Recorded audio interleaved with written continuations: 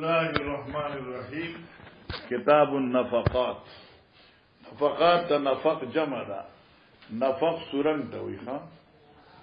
نفق شق ته وي. نفق یو شی د بل نه جدا کولو ته وي. دا مثال د سورنگ ولې وینو ای وجه دا ده چې چونکی مکی مکرمینا چار چاپیرا ما سوال سورنګونه په خپل شمار کړی دي. نورم ډیر شي دي غرونه دي کنه او دې غرونو کې ډبل موټر وې په شان سړکونه دي. نو باغی مالک لري نفق عبد العزيز، نفق شاه فلان، نفق شاه فلان معنا دا سورنګ شق ده کنه غرش لول شي دي. او دې ته نفق هم زکوي چې دا شق ده تاسو پیسې دي کنه لکه چې ګول تاسو مثال ما زه پیسې سم ډیر پیسې دي اے چې دا لګوما مشققت هذا من هذا شققت هذا من هذا پوجو کنه بعد وخت لا به چت کړه الله سبحانه اغت کړه قسمت کې دي نشته پوجو کنه دا کې دې چې تاسو کوله مان نه درکول دا کوم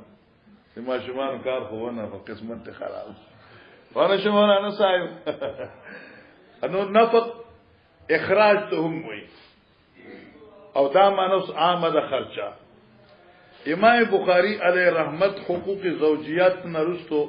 مسئلہ د نفقی شروع او چې چا فقه ویلی فقها خو تاسو ټولې د خیر سره چې چا فقه ویلی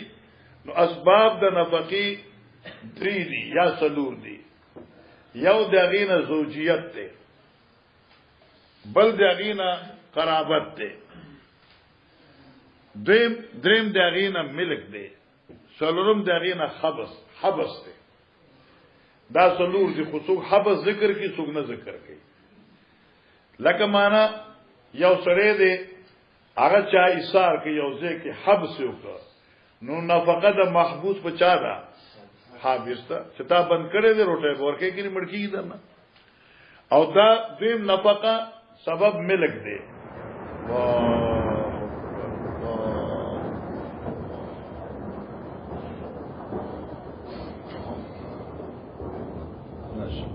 الکه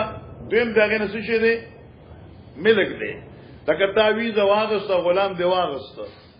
نو دا سره داغونه چې بس واده غزو جو کور وتاړه نه دغه روټه کپړه پتا لازم ده. دریم داغه نه زوجیت ته لکه چې ته خزو کی ته د خزر روټه کپړه دا پتا باندې ده.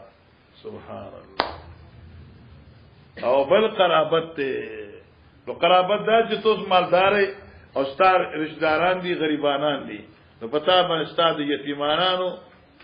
د مساکینو د کندو د روندو نفقه چې کوم دا چې وستی وینه پتا واجب ده. او د اولاد نفقه پتا باندې دا خو صبوري چې بالغ شي او چې کله نابالغ او چې کله بالغ شي بیا پتا باندې دغه هیڅ قسم حق نشته. او د ساشي یو خسته جمله لیکل دا ضرورت دی ما جی او خلاصه ته مکنه یار د دې با خلاصه یو نفقاتو کی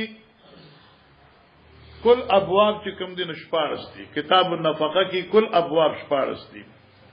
او کل احادیث مکرره کل احادیث مکررات هغه 25 دي اور غیر مکرر 3 حدیث دي. ذکر بیا خلق خلاصي کنه او تا د پر غیر مکرر پکې ذکر نشته دي چې چونکه تا کتاب زکات نه دی ویلې او دا کتاب زکات کې ویلې وې نو بس ټول حدیثونه د کتاب زکات دي. نو کل روایت 25 دي غیر مکرر روایتونه پکې 3 دي. او آثار د صحابه او د تابعینو هغه پکې تقریبا 3 دي. باب فضل النفقه علی الاعلى باب د بیان د فضیلت نفقه په اهل باندې. معنا اهل څه مطلب شو؟ ستا خزا، ستا بچی، ستا غلامان دا ستا اهل دي. دغه نفقه پتا واجب ده. خو اوس کې چرته په خنیت ورکې نو تعالی خدای فضیلت درکې. او ته کوم مالدار سره او په دې یخ کې ولا ساګ وسی چې دا پاغه کې مغرمه لوخره نو دا صحیح ده. او کې بدی کې چې تور چرګ وسره چرګ چې خامخه د 100 روپو باندې کیلو ده او سړي زامنو بیګا ملمان را ما شمولې ما چرګان نه ملای هغه دې ته جتل دې نو ما ته وی چې طالبانو لین ورکړه لګیدل چرګانو ایو تلل ایو کټکول طالبان تش طالبان ولاړو لکه دوی ته 500 روپے کیلو ده کنه نو 125 روپے باندې چرګان اخیرا نو کم سے کم چې چرګان شي او بیا هغه ورته راته کې ورته بیا کباب هم وي ونه چې کنه ورې سیوا اردا خبره شو وقوله تعالى وسنك ما ينفقون قل العفو الى قوله تعالى في الدنيا والاخره وقال الحسن العفو الفضل منګوي قرطبي ذکر کړ دي بخاري کې کتاب التفسیر ہے ما ينفقون قل العفو ما فضل عن حواجكم الفضل چې کوم مال د تانه فارغ دی هغه بل ورکا کوم دې ته چرته ګور بینک بیلنس به سو جوړي کروڑونو روپۍ د مریض سیوا د خلقو سره لیکن نه په خپل او خړه نه خپل اقربا او څور کړو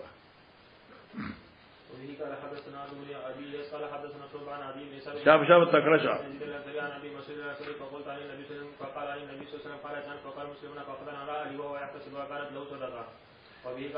اذا انفق المسلم نفقه على علي کہ یو مسلمان په خپل آل او عیال خرج گئی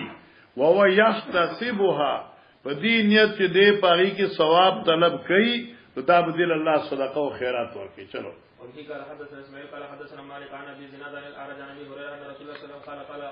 قال الله تعالی دې حدیث قدسی وی چې نبی علیہ السلام په دې کې الله ته نسبت کړي انفق یا ابن آدم اے ابن آدم مال خرج کا انفق علیک پتا بدرب ته خرج کړي شي ته مال خرج کړي چې خرج وکړي شي در باندې او څنګه چلو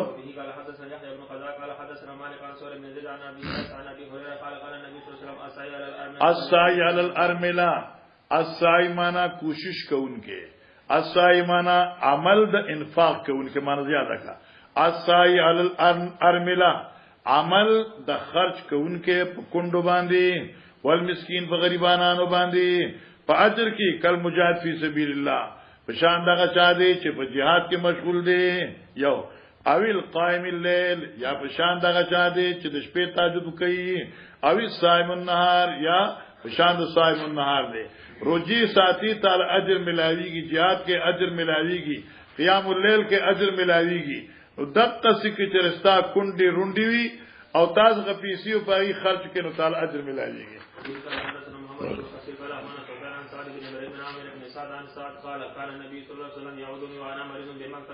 دا حدیث تامخ کې ویل د الفاظ دانه دي و نبی اسلام یهودنی زما بیماری لراغه تپوسلا وانا امریزم بمکه په دې حال کې چې بیمارو په حجۃ الوداع کې زمانه کې په مکه کې هغه دې مخ کې رواج راغلی یې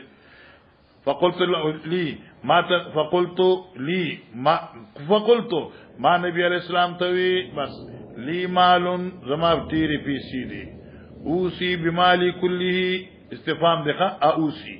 از وصیتکم په خپل مال ټول دغه قید به لګیخه زولور خو هغه وخت یوا بل نور اولاد شو دي مانو که اوسی بمالی کله بعد اداء حق بنتی قید لگا چې د خپل لور ته چې کم پر خرسی لک نصف اور تورکم باقی ما بقیت الخیرات کمان اجازه شته نبی اسلام ویلا نما الشطر ویلا قلت ما فالثلث درم بالثلث ثم اوسی الثلث وسط الثلث کا والثلث کثیر ولی نقطه انک مقدر دے بر لکل دی انت دا ورثتک اغنیا کہ پریگ دی تخپل وارثان مالدارا خیرون داد دی تر دی تعالی من ان تداوم اعلی چې پرې د تدویل فقیران اوس کته مال ورکی نو مالدار بشي یتکففون الناس فی ایدیهم چې سسول کې د خلقنا په خپل لاسونو کې تکفف وای د بل نه سوال کولو ته یتکففون الناس اے یتکففون د کف نه دی کف څه دوی لاسا یتکففون سمانا وړی خپل ورغوي خلقتا کاکا روپے ونه شو کنه او بعض عادتونه دي لکه ستاسو جمعه سره چې یو کس ته کنه الکه تاسو مشاومره دا څنګه شیر علامه استاد د جمعه سره یو کس یا بار چې ګرځي کړ جارو وی کړه څه رسوږي لالا ټوډه را باندې خورو کنه لالا یې لس پیراکا لالا یې لس هغه عادت دی کنه دې ته یتکففونا کله یو تلاسه چولې لالا یو روپے راکا لالا یو لس روپے راکا نو بیا خلکو ته چې لاسونه غوړولې وي ومهمان پوښ کنه ومهمان فقط هغه ما چې ته خرکې فولک صدقه اتل پر خیرات حتی لقمه طرفا فی امراتک تر دې چې لقمه چوچت کې په خله د بیبي خپل او کدا ثواب ادا کړل اجازه ته لاشه یار پوجګر ينتفيو بك الناس ولعل الله يرفعك او الله نبی صاحب زه امید کوم چې الله تعالی به زیات درکې ينتفيو بك الناس استاپ عمر با مؤمنین فدا واخلی ويضر بك اخرون او نقصان به عمومي استاپ لاس مشرکان خفقیږي صلا الله تعالی عمر درکې مؤمنین بدن فائدہ منشي او مشرکان بدن نقصان یانشي او د مسلمان د جون خدغه فائدہ ده کنه مخفقیږي ولی یاد درته دا هغه خبره وا چې نبی اسلام خدای پاکه زما صحابه هجرت کامل کا ما د مکی مهاجرین دلته موجنه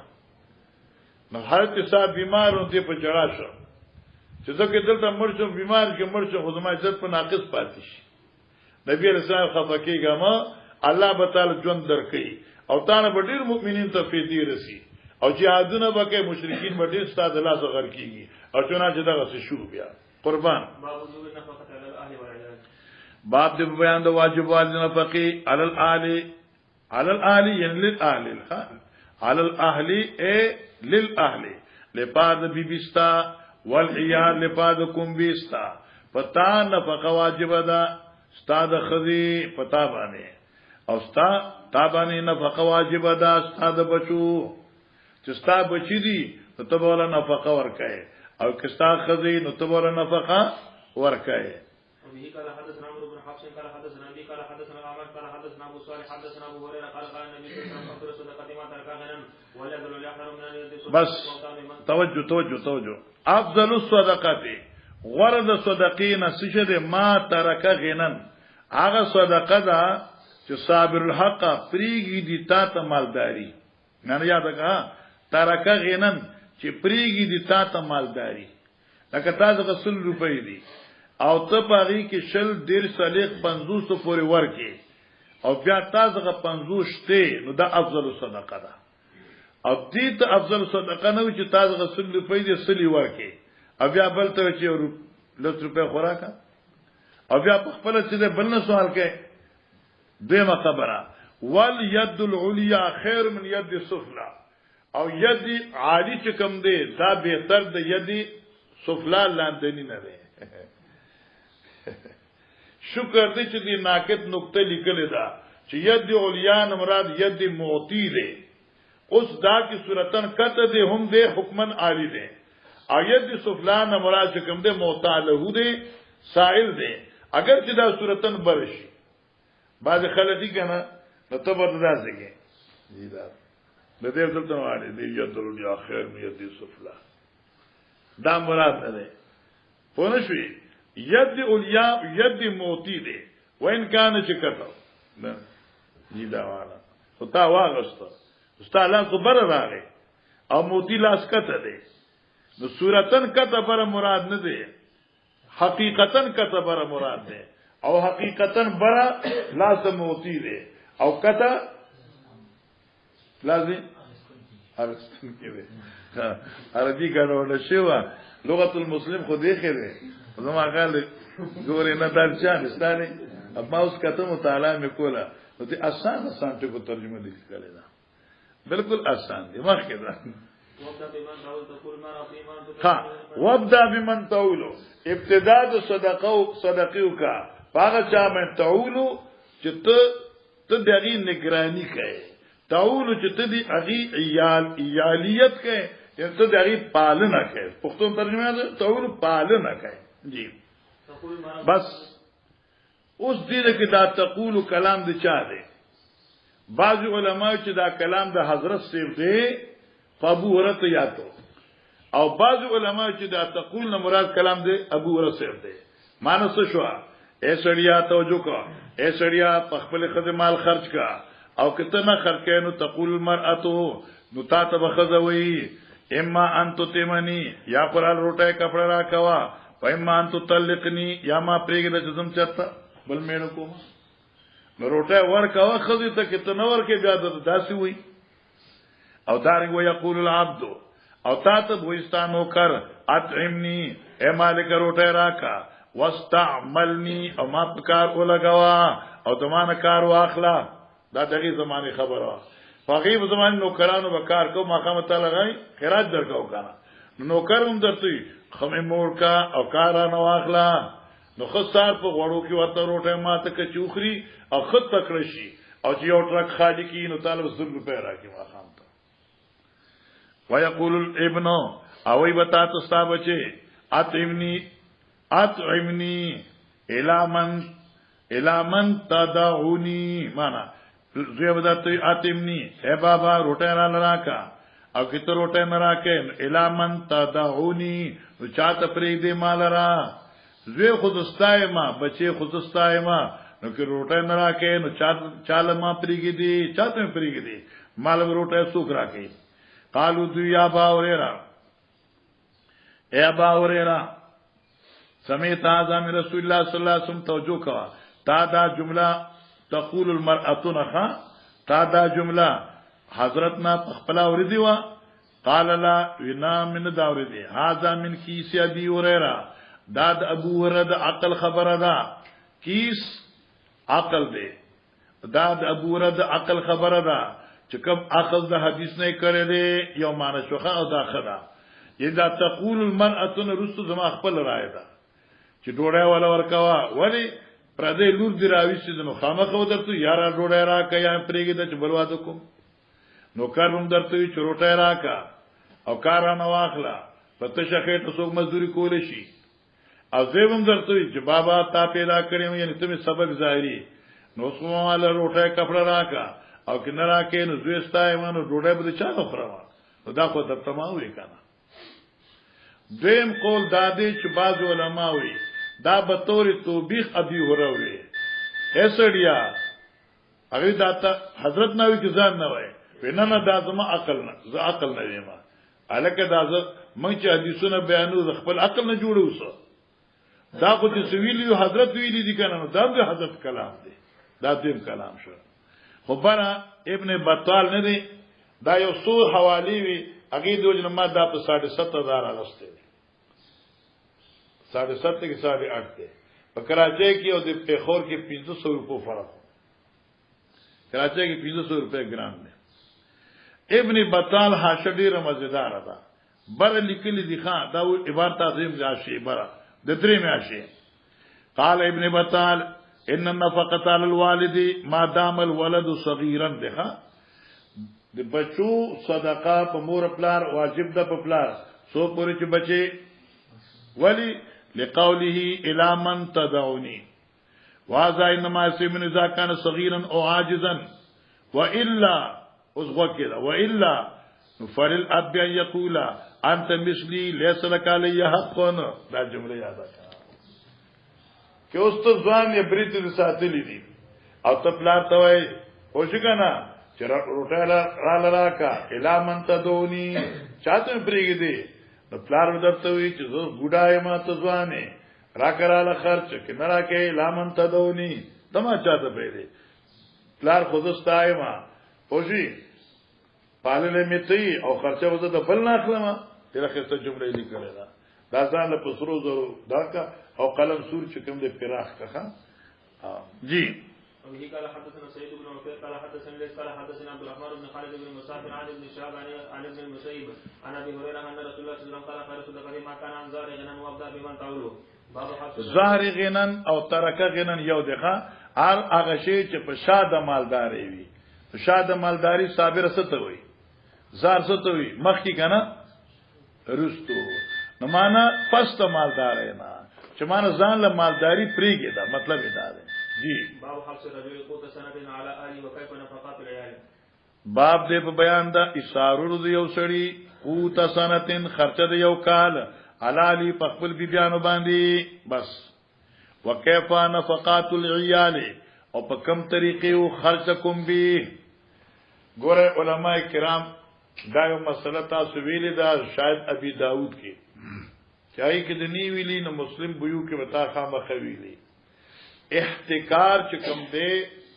خزانه مال جمع کول نه خرج کول دا حرام دي دارین ګڼ صورتونه دي بازار کې یو شی ملاویږي ته نه خرڅای نو دې ته احتکار منهیه نه وي یو شی نه ملاویږي ته چې نو لګ ریټس تیزیږي علاوه خرج کوم نو دا حرام دي نو معنا حاصل دا دي چې احتکار منع ده اوس استاد بیبي استاد دري خزي یا سلور دي او د هاري بیبي تقریبا یو من د کال خرچي او ته سلور من غلا واخلي او یو من یو خزله دای په کور کې واړی ورته چې دا استاد کال دانی دي بلته دا استاد کال دانی دي آیا دا په هغه احتکار منهی کې راضی او کې ناراضي امام بخاری دلته باب راوړه چاله کا خرچه د اهل ورکول دا په احتکار کې ناراضي دا استاد خدي پتا باندې خرچه لازم وا انو دا غډیره خبر چې ته تقدم وکې دې کې څه ښکار نشته دا خیال ورته مولانا صاحب دې پوښوي اوس دې کې ښکار دی پیغمبر علیه الصلاۃ والسلام پیغمبر صلی الله علیه وسلم خپل بیبیانو ته د کال خرچه مخ کې وړاندې کوله اوس په دې باندې سوال دی چله که حدیث کې راځي چې نبی اسلام وجه سارو خو ماخام بسنو وقت کې بیبیان له کال خرچه مو نو جواب دا چې هغه یو حق د بیبی دی نو بیبیان ته خو د کال وا البته ذاتی تور باندې پیغمبر اسلام دا حالو چې هغه وجه سارو خو ماخام ته نه پیښ او بیبیانو د پیغمبر فرق دی دویمه نقطه هغه یاد کړه کیف نفقات العيال پیغمبر علیه الصلاۃ والسلام د خپل بیبیانو نفقه څنګه ورکوله چې تاسو یې غریبو مال نو څنګه ورکوله دا غي جواب دی چې حضرت علیه الصلاۃ والسلام ته چې کله د خیبر کجوري ملاو شوې نو حضرت باغ کجوري می خرڅ کړی او دغه نفقه به دغه په قیمت به بیبیان ته نفقه ورکړي بس دا مختصر حدیثو توجہ کرو تم سناو ہم سنے اور ثواب ہوتا ہے جلدی کرو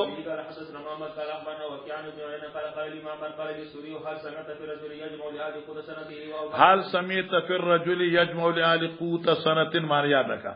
آیت تاس مفتی نه دا اوریدی دی په بعد دا غسړي چې دی جمع کی خپل آلتا خرچه قوت معنی خرچه د یو کال او بعض السنه یا د بعض کال قال معمر فلم يحضرني يردخو زما په ذهن کې مسله نشته ده او ما ځان ته پوز نه کړې مال ناراضي ثم ذکرت حدیثا دیوی بیا ما ته فورن حدیث یاد شو حدثنا ابن شهاب الزهري جماعت ذکر کړو ابن شهاب الزهري ان مالک ابن اوس ان عمر ان النبي صلی الله علیه وسلم کان یبینا لبن نذیر پیغمبر علیہ الصلوۃ والسلام بخرسول کجوری لبن نذیر و يحبس لآل قوت سنتهم او دغه خرچه به خپل بیبیانو ته د کال کې خودلا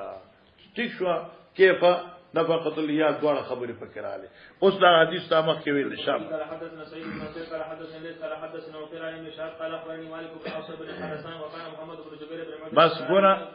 تاسو به یاد دا حدیث موږ مخ کې ویل ده چې عمر سے په زمانہ کې د بادشاہ یرفای غلامو او دیل دوڑا لرالی فسائر تپوسلا او بیا پکی علی اور عباس سے عمر آگے او علی چکم دے دا عمر سے ابنا سب میراث وقت حالانکہ عمر سے برتوی چی صدیق نبی پاک بھی لا نور سو ما ترکنا صدقہ لا نور سو ما ترکنا بس دارنگی صدیق سے ابن برتوی البتہ عمر رضی اللہ عنہ دوی تا اول دا باغات چې د فدکو هغه حضرت عمر دوی ته تحویل کړو صرف تصرفا ملکیت په تور باندې نه چې دا د دې دیکبال تاسو کوی او د دې آمدنی تاسو په ځان خرج کوی او د بیت المال باندې مصرف کیږي دوی هغه ملکیت غوښته عمر صاحب دغه نه انکار کو بیا اخر کې وی چې نشي سنبالول مال واپس راکړي دا دې موږ مخ کې ویل دي ټیک دا یاد دي او دې کې څه شرم نشته تاسو کورونه پریخي دي ښا او زه خفقېږم نه خفقېږم بیا زه نه راځم چې زه خفقېږم زه بیا نه راځم زه خفقېږم نه اوس لکه موږ عبارتونه وایو حدیث مکرر دی یو سړی په مطلب د حدیث نه رسیدلی یا یو سړی د حدیث په لفظ نه پويږي نو کم سے کم دغه حق د تفوس کوي ٹھیک شو چلو فانطلقت حتى دخلت على مالك بن اوس بن حدث فسالته فقال مالك انطلقت حتى ادخل على عمر اذا اتاه حاجب يرفع فقال هل لك في عثمان وعبد الرحمن وزبير وسعد يستاذنون قال نعم فاذن لهم قال فدخلوا وسلموا فجلسوا ثم لبس يرفع قليلا فقال لعمر هل لك في علي وعباس قال نعم فاذن لهما فلما دخل سلم وجلسا فقال يا عباس يا امير المؤمنين اقضي بيني وبين هذا فقال راس عثمان واصحابه يا امير المؤمنين اقضي بينهما واعرف احدهما من الاخر فقال عمر استئيدوا أنتم بالله الذي بإذنه تقوم السماء والأرض هل تعلمون أن رسول الله صلى الله عليه وسلم قال لا نورث ما تركنا صدقة يريد رسول الله صلى الله عليه وسلم نفسه قال رأت قد قال ذلك فأقبل عمر على علي وعباس قال أنتم بالله هل تعلمون أن رسول الله صلى الله عليه وسلم قال ذلك قال قد قال ذلك قال عمر فإني أحدثكم عن هذا الأمر أن الله كان خص رسوله صلى الله عليه وسلم هذا المال بشيء لم يعطي أحدا غيره قال الله وما أفاء الله على رسوله منهم إلى قدير فكانت هذه قالت لرسول الله صلى الله عليه وسلم والله ما اختار احدكم لا دا رین نه دا ګوره خاطر نفسو غلطی ده والله مختازها دونکم احتاز ده زاد ها تک د سجد زاده احتاز باندې حواز نه جمع کول نو مختازها دونکم نه جمع کړي پیغمبر د اعمال د تاسو نه علاوه ځان نه جمع کړي ها ولا استأثر بها او نه غوړه کړي د اعمال د تاسو نه ځان کا لقد اعطاكموها دا مال تاسو له درکړې دي او بسها فیکم او پتا تاسو کې خور کړې دي یعنی زه په دې مالونه لګولې دي حتى بقي من هذا المال فقال رسول الله صلى الله عليه وسلم ينفق على اهل نفقه سنتهم من هذا المال ثم ياخذ ما بقي فيجعله مجعل مال الله بیا دا خرج کړي باغزه د خرج د الله د مالونو لکه مجاهدین او دری اسنا امر بذلك رسول الله صلى الله عليه وسلم حياته وانتم بالله هل تعلمون ذلك قالوا نعم قال يا علي وعباس انتم بالله هل تعلمون ذلك قال نعم ثم توفى الله نبيه صلى الله عليه وسلم فقال ابو بكر انا ولي رسول الله صلى الله عليه وسلم فقبضها ابو بكر فعمل فيها بما امر به فيها رسول الله صلى الله عليه وسلم وانتم حينئذ فاقبل علي وعباس تزعمان ان ابا بكر كذا وكذا والله يعلم ان دا تزعمان خبر د مبتدا مقدر انتم تزعمان تزعمان کجی صالحون بارون غافل تابعين للحق ثم توفى الله ابا بكر فقلت انا ولي رسول الله صلى الله عليه وسلم وابي بكر فقبضت سنتين اعمل فيها بما عمل رسول الله صلى الله عليه وسلم وابو بكر ثم جئتمان وكلمتكما واحد وامر جئتمان تاسو راله وكلمتكما او تاسو د دوړو مطالبه یو ده جی تسألني نصيبك من ابن أخيك وإن هذا يسألني نصيب إبراهيم من أبيها فقلت إن شئتم أن دفعت إليكم على أن عليكم عهد الله وميثاقه لتعمل عهد الله وميثاقه تاسو باندې خدای ته دا لوز دی لتعملان فيها تاسو په دې مال کې هغه عمل کوي بما عمل به رسول الله صلی الله علیه وسلم چې کوم طریقې سره حضرت دې خرج کو وعمل به ابي ابو بکر وبما عملت في به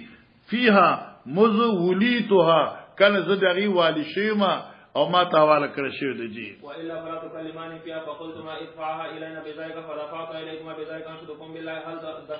دفعتها اليها بذلك قال رب نعم فاخبر على علي وعباس فقال انشدكم بالله هل دفعتما اليكم بذلك قال نعم قال افتلت مثال مني قزان غير ذلك فوالذي باذنه تقوم السماء والارض لا احصي فيها قزان غير ذلك حتى تقوم الساعه فان عجزتم عنها کتاب الدین عاجز شوي فدفعها الیا ما ته حواله کې فإني اكفيكما نزبط تاسو الاخلاص کوم د دې د تکلیف نه جی باب قول والوالدات يرضون اولادهن حولين كاملين لمن اراد ان يتم الرضاعه الى قول بصير وقال وحمل وفصال 30 شهرا وقال ان تعسرتم فسترجع له اخرى يوفي ذو ساعه من ساعته الى يسرا بس ګورا مسئله دغه کې دا امام بخاری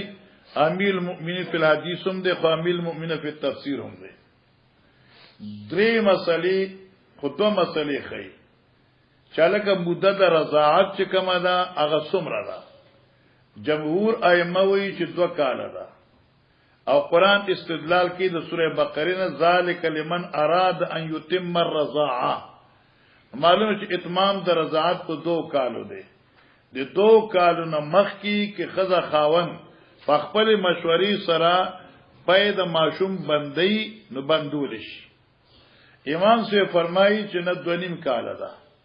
وحمل وفصال 30 شهرا دا 2.5 کال جوړي او دا د امام ابو حنیفه سے قول دی او دغه مسلک دی ظاهر آیات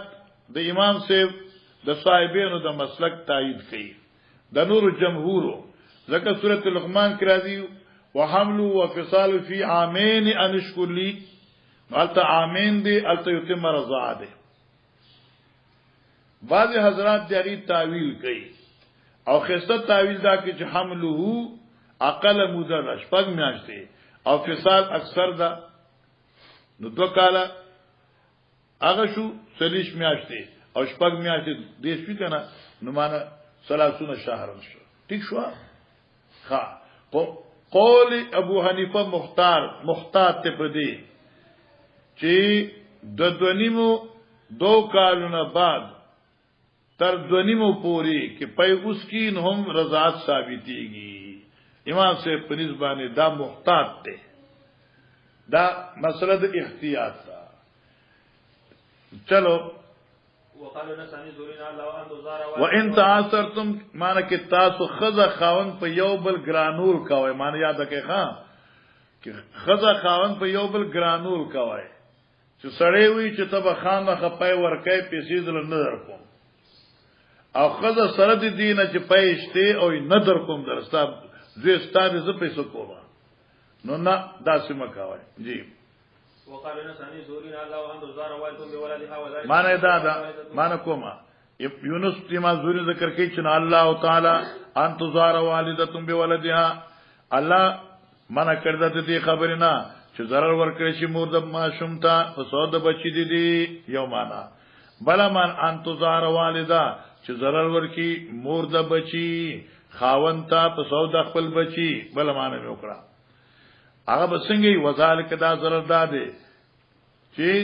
ان تقول الوالده هو یو زنانه د بچی ان تقول والد هو یو زنانه یعنی مور د بچی لست مرضعته ذلی پيو رنما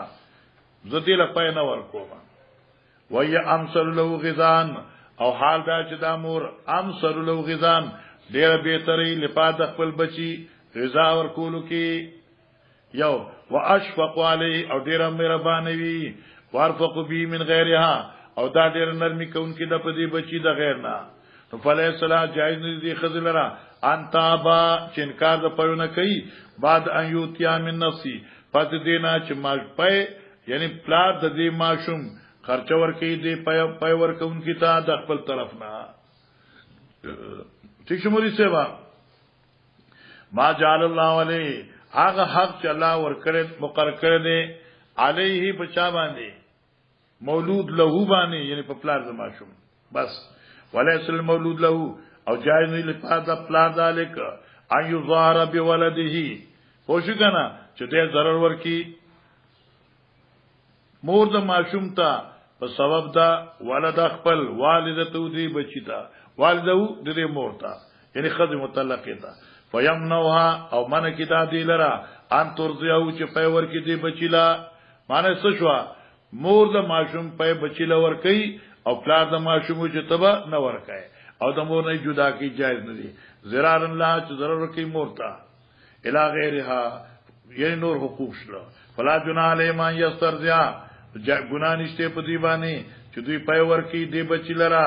ان طیب النفس الوالد والوالده په خوشاله د نفس د پلار د ماشوم او په خوشاله د نفس د مور د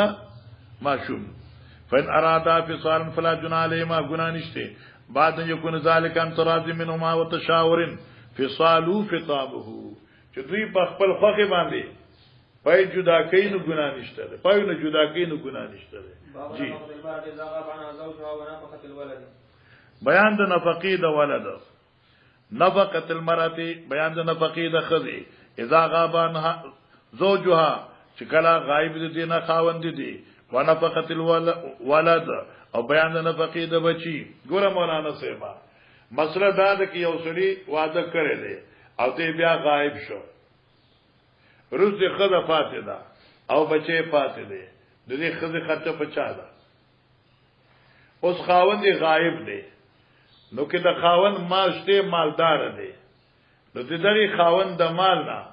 علا قدر النفقه دی ورثاب دی خزه ته ورکي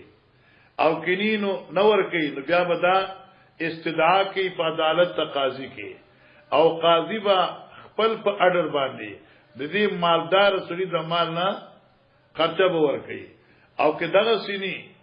رضا به کورټ کی عدالت کی دعوت پیش کی سلور میاشتې بوتا قاضی ورکی قاضی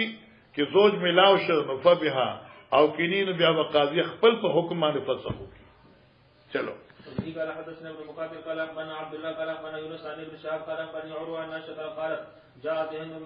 بنت عتبة فقالت يا رسول الله ان ابا سفيان رجل مسيك فهل علي حرج ان اطعم رجل مسيك یعنی زما خاون ابا سفیان یو سړی شوم دی شوم مسیک معنی اسارون کې د لاس دی ډیر زیات شوم دی فعل علی حرجن ایفما گناشته ان اتم من الذی له ایالنا ان اتم چې ورکم خوراک من الذی له داغه مال نه چې زما د خاون دی ایالنا خپل بچو ته قال لا گناه نشته خو الا بمعروف حاصل پوښی مس دغه مال دی موږ لکه 100 روپے میاش زموږ خرچه ده مناسبه موږ 500 روپے راکې اوس کې دا 500 ما بقیا دغه نه به تپوس اخلم او دغه په بچو خرج کوم جایز دي حضرت او خو چې معروف شي لکه عام نفقه چې څنګه وي حد نه متجاوز نفقه نه چې ته کله کون ته بوزي مایولا او کله غازی ته بوزي مایولا دا نه عام کومه خرچه رسول په کیلو چر ملایي نو کې خورانو په خلا والله به قال حدثنا يحيى قال حدثنا عبد الرزاق عن معمر عن حمام قال سمعت ابا هريره النبي صلى الله عليه وسلم قال اذا فقط المرأة من قتل زوجها من غير امره فلها نصف اجره دا حدیث موږ مخکې ویل دي چلو باب عمل المرأة في بيت زوجها دا ولي کړه باب د بیان د عمل د خزي په کور د خپل خاون کې دا بعضی دلته نیمګړی علم وکي فورا شي کنه نیمګړی علم وکي نو چې ودی شي نو خاون ته دغه اوچت کی وې زه خو ستا خرچه نه کوم زه نه ستا کپړې ویزم نه بستا کور کې جارو وي زه سويزه مزال ویزو ساته اپ ما باندې چې کم دې ستا حق نشته ده نو بخاری نیمګړی ویل دا الکه امام بخاری باب ته عمل المرأه من بیت زوجها عمل د خزي په کور د خاون کې خزبا خپل خاون د زړو کې وینځي خپل خاون له بروټه په خي میچنه بم وړي حضرت فاطمه حضرت علی له میچن نه وړولا نو ته دوست فاطمه نو اوچتراله هغه هم د نیم علم کړل نیمه ترمذی نیمه بخاری پوښښ کنه هر کتاب د نیم ویل نه او بیا پای کې را پاسې دي او په ما باندې چا حق نشته ده لولي کې ځان ها وبه قال حدثنا مسدد قال حدثنا يحيى عن شعبة قال حدثنا الحكم عن ابن ابي ليلى قال حدثنا علي ان فاطمه اتت النبي صلى الله عليه وسلم تشكو اليه ما تلقى في يدها من الرحم به شکایت کو د ما دغه تکلیف تلقى في يدها من الرحا چې رسیدلو د دې لاسونو ته لوي د چلولو د میچنه نه میچنه چلول کنه نو دا لاسونو کې څه شو د تاسوي سوپر توي تنا کې شوی تاسو تنا کې پھول گئے تھے ہاتھ چلو آگے جاؤ رقیق معنی غلامان دی فلم تصادف مخامخ نشو حضرت سرا ان ملاقات نشو جی فلما جاء اخبرت عائشة قال فجاءنا وقد اخذنا مزاجنا فذهبنا نقوم فقال حضرت عائشہ عراغ نبی الاسلام عائشہ ورته علی سے راغلو فاطمه راغله وا یخا او بیا په دغه وخت کې څه وشو نبی الاسلام چې راغی نو دوی پراتو حضرت په منځ کې ورکه نه به تکلفي و جی فقد بين وبين حتى وجد بعد قدميه على بدنه فقال تردید څنګه محسوس کو د حضرت تخپو یا خواله په خېټه باندې علي سي وي فقال لا ادلكم على خير مما سالتما اذا اخذتم آیا خبر در کوم ته تاسو ته په غوړه دغه سیز چې تاسو د مانه تاسو کړی دی س اذا اخذتما مزاجکما کله چې تاسو اراده کوئ دوت کېدو او اوه تما الى فراشکما چې پالنګ ترازه جی فسبح 33 واحمد 33 وكبر 34 فهو خير لكم من خادم باب خادم المرأة. اوس ګوره باب د بیان د خادم د خزي خو مراد د خادم نه مراد مذکر مؤنث یوي نوکر د خزي اشاره شو مخکې خاوند غریب دی نو دا خزه با خاوند کار کوي اوس خاوند مالدار وي او هغه دمره خرچه د خدمت ورکول شي او د یوي نوکری ترخا ورکول شي نو بیا کور کې نوکر او ساتي نو خدا جی وبه قال حدثنا حميدي قال حدثنا سفيان قال حدثنا عبيد الله بن ابي يزيد سمع مجاهد قال سمعت عبد الرحمن بن ابي ليلى يحدث عن علي بن ابي طالب رضي الله تعالى عنه فاطمه رضي الله تعالى عنها اتت النبي صلى الله عليه وسلم قال النبي عليه السلام څخه تسالو خادما ځان نوکر وخت نوکرونه وای ګوره نوکر وخت شابه فقال لا اخبرك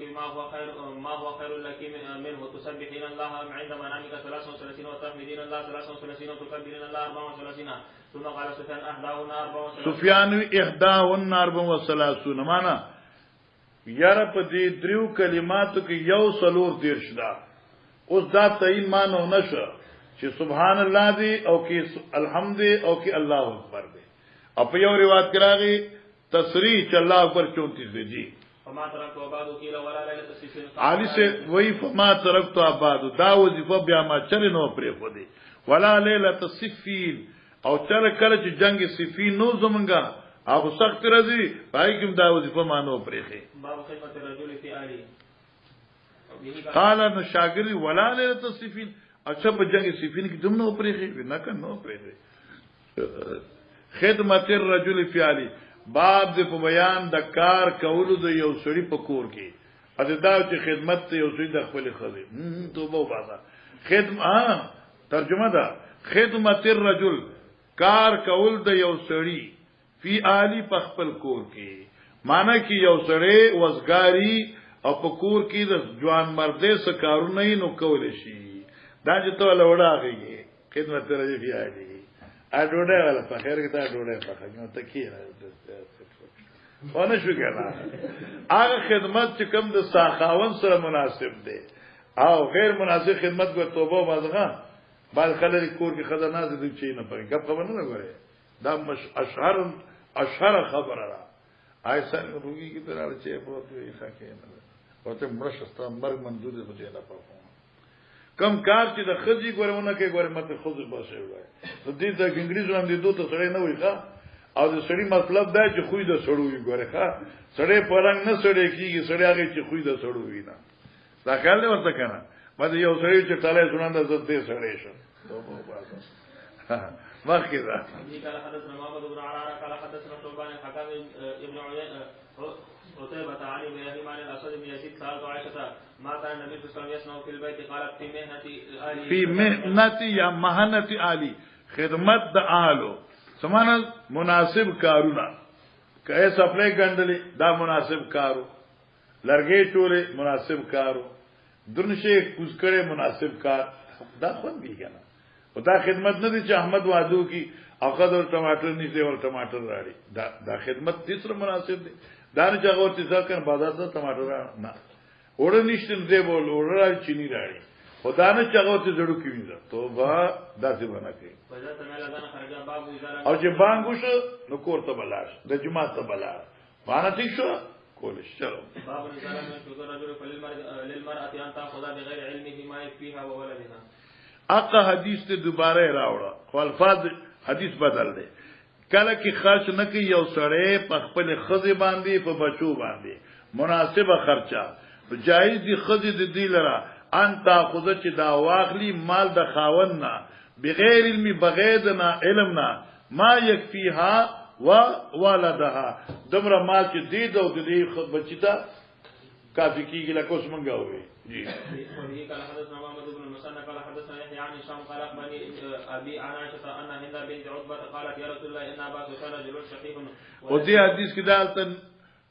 ام زوجوا دته نوم ذکر کا او حضرت کی شهید التمسی کو وليس يعطيني ما يكفيني وولدي الا ما اخذت منه وهو لا يعلم فقال خذي ما يكفيك وولدك بالمعروف باب حفظ المرأة زوجها في ذات يده والنفقة عليه. معلومه شو چې دا خزه چې دا د دې سړی نوکر هم ده او د دې سړی د کور نگرانه هم ده منتظم هم ده مدیره هم ده. نو معنا حفاظت ته سړی د خزي سړی لرا فی ذات یدی هغه مفسد کی چې ملکیت ته خاوند دی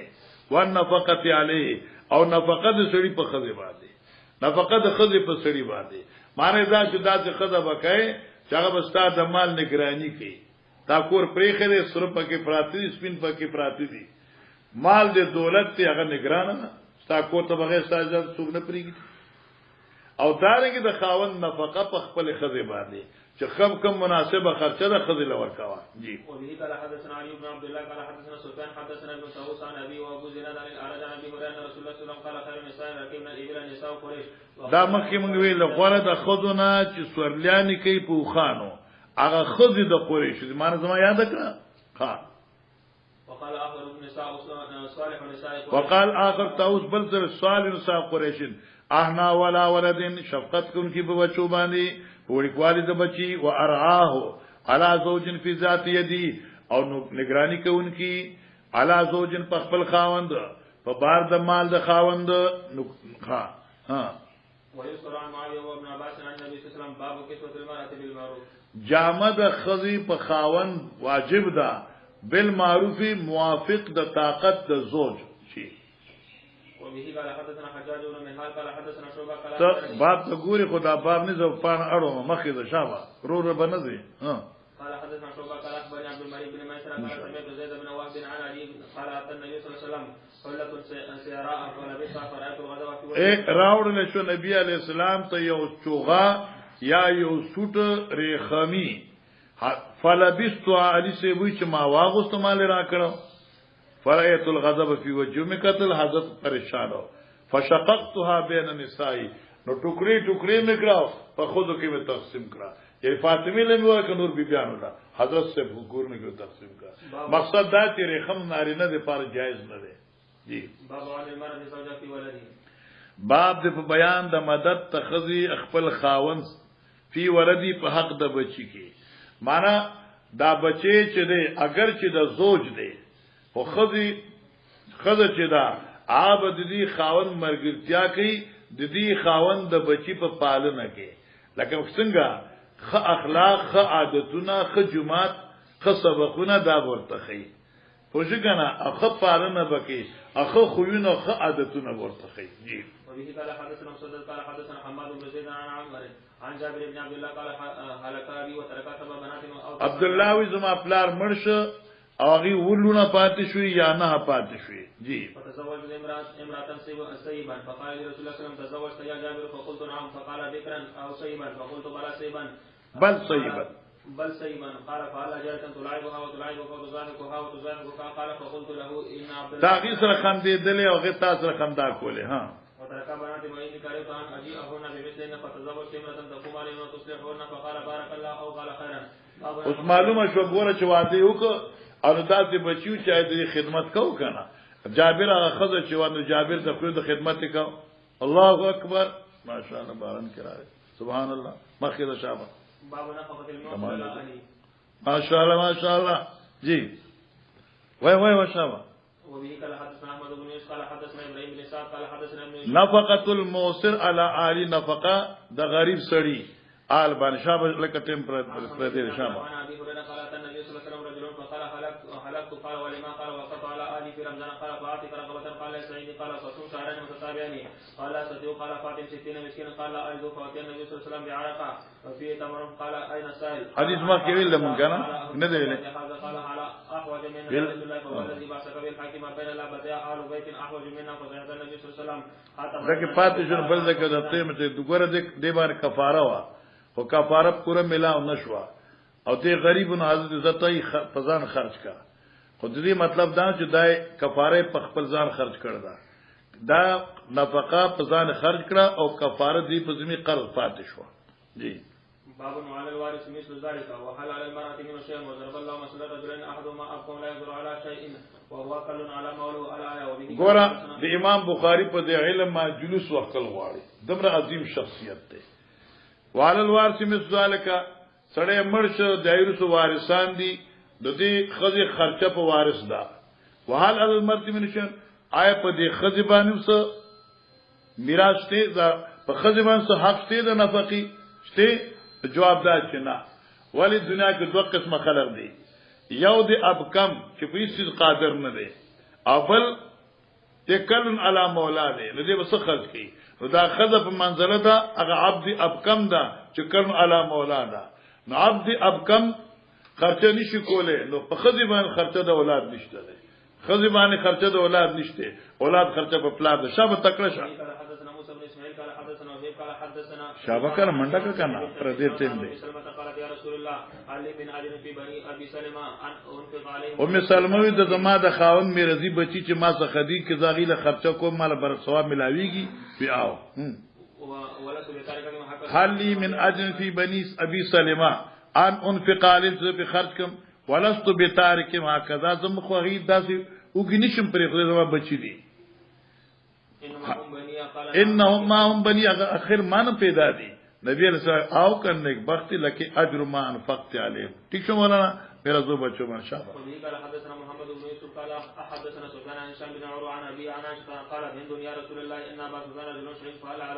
علي حرج ان اخذ من مالي ما يكفيني وبني قال خذ بالمعروف باب قول النبي صلى الله عليه وسلم من ترك كلا او زيان فلي دا مخه تعویل لکن یار کلن مال او زیان یا ماشومان نو دغه هغه خرچه بزو کوبا او بیا چې کله فتوحات او شداري وخت اعلانو اول وخت په پیغمبر اسلام د قرضدار جنازه نه کوله شابه تکړه شه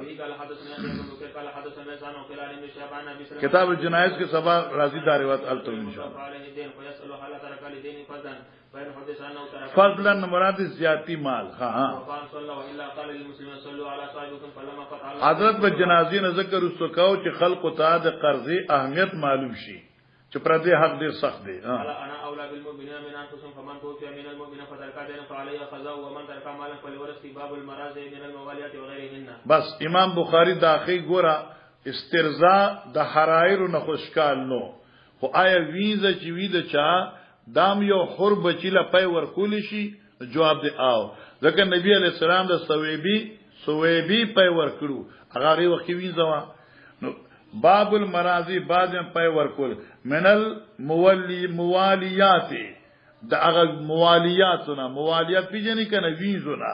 وغیرهن او غیر د دوینا یعنی ویزا پای ورکول شي وی آ ورکول شي جی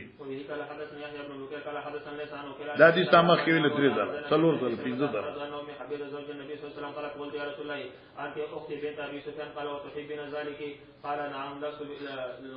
بمخلیه من مخدر لست لك بمخلیه واحب من شاركني في الخير اختي دا دې سم کې تیر شي دا قال فإن ذلك لا يحل لي فقلت يا رسول الله فوالله اننا تحدث انك تريد ان تنكح درة بنت ام سلمة فقالت بنت ام سلمة قلت نعم قال فوالله لو لم تكن ربيبتي في حجري ما حلت لي انا ابنة اخي من الرضاعة سر پر کټای منه دا زما د رور لور دار زایرور لور درېره مې هم دا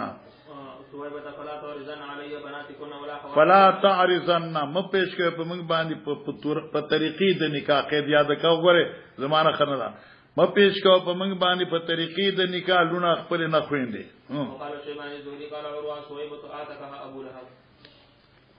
زما یو پانه پاتې نو ما په خین مزه